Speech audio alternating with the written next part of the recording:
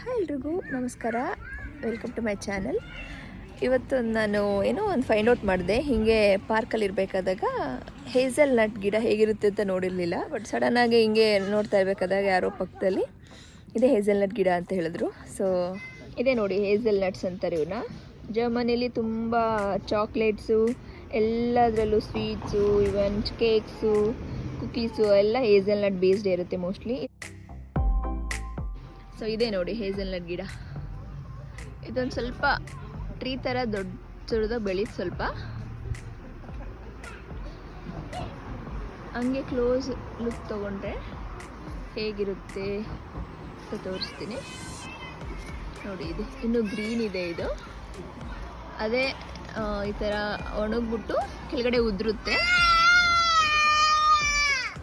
ಉದುರಿದಾಗ ತಗೊಂಡ್ರೆ ಅದು ಒಳಗಡೆ ಎಲ್ಲ